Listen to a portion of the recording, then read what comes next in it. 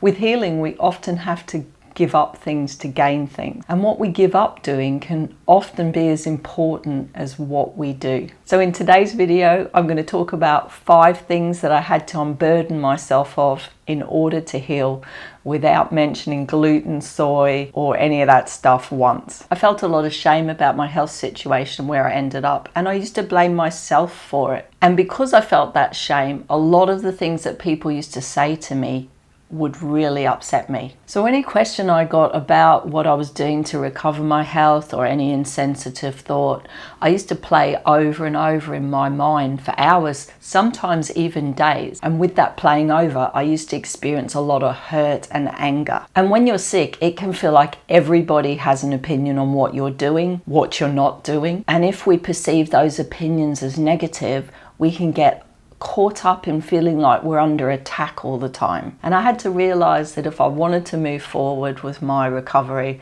I had to start caring less. And so I started to see their actions and their words as well-intentioned, if somewhat misguided. I started to no longer need their permission. And it was liberating because I realized that one of the reasons why their comments got to me so much is because I doubted myself and what I was doing. And to truly not care about what they thought, I had to start to cultivate some forgiveness and some trust in myself. Many of us who are chronically ill are generally very sensitive to the needs of others. And over the course of our life, we can become accustomed to putting other people's needs first and ours second. I learned from a very young age that I was the carer, the person who was there to take care of everybody else's needs. And while I'm very grateful for this, because sensitivity is a superpower, and I found a way through my coaching to channel it in healthy ways. But before I focused on learning how to put my needs first, they definitely came second to everybody else. And that showed up in not saying no to things, taking on people's problems, and generally bending over backwards to please. Things like when I had visitors and I started to feel unwell while they were there,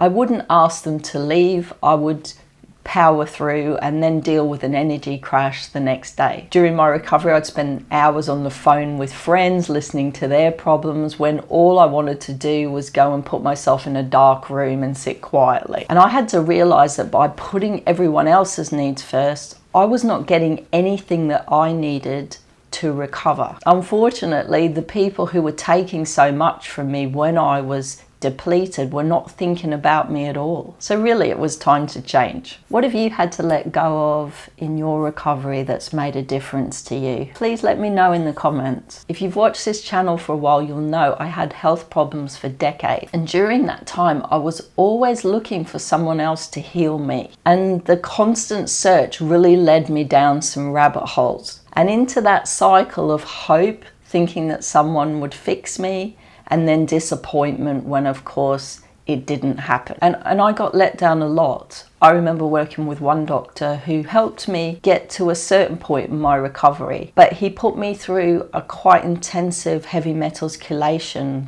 program and then moved clinic and wasn't taking on any people apart from autistic children. So I was left completely high and dry. And I worked with others who worked really hard to try and help me. But other things that I had going on in my life and my health were slowing the treatments down. And other people who completely upended my health with the treatments that they did to me. And then I read Medical Medium, and that book gave me the courage to actually stand on my own 2 feet and take my health into my own hands, because it stopped me looking for other people to heal me. It told me that it was possible for me to heal myself. And that doesn't mean I worked completely in isolation. I had a wonderful energy healer who helped me get my supplements on point, and I worked with someone on my emotional health. But it was the way I looked at these people that changed. I stopped seeing them as my savior. I saw them as part of my team. And I take this philosophy into my work with clients too.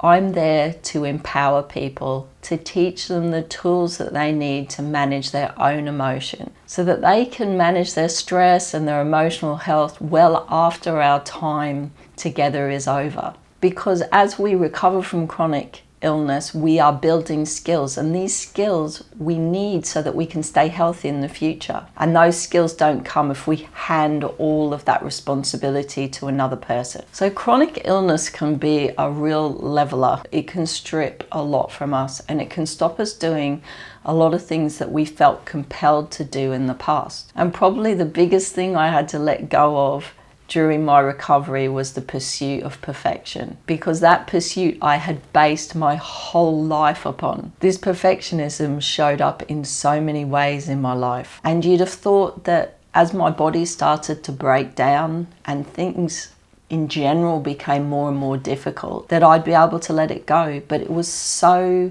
much a part of who I was and how I behaved, and it really showed up in many different ways, from how I felt about the tidiness of my house to how I followed protocols and the anxiety that came with trying to do everything perfectly with limited resources and limited time. So it was pretty exhausting. I just had to let it go, and I'll talk a bit more in the next section about how I let go of perfection with my body. I put on 24 pounds and a lot of water weight when I got chronic fatigue and hypothyroid.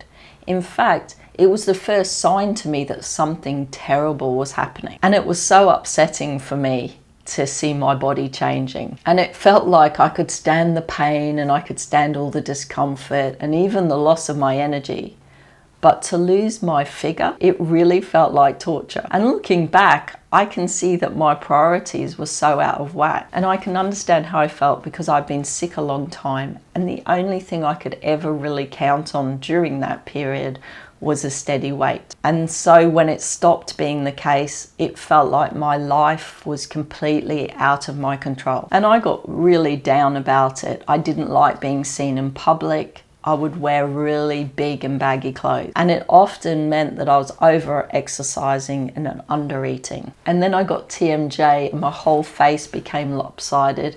And I decided that I had to start cutting myself some slack, because being constantly upset about something that was completely out of my control was just unsustainable, and it was hurting me. I stopped worrying about what I looked like. I just said enough. And I tried to look at my body and my face in a very different way and start to see that it wasn't trying to work against me, that actually it was working with me. And it'd been working really hard to keep me alive, and it was beautiful in its own flawed way. And really it was suffering too, so the kinder I could be, the better it was going to be for me. The main emotion that underpins our anxiety during health recovery is fear.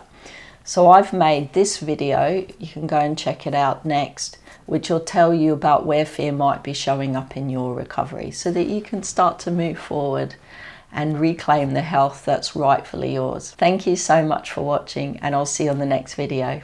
Bye.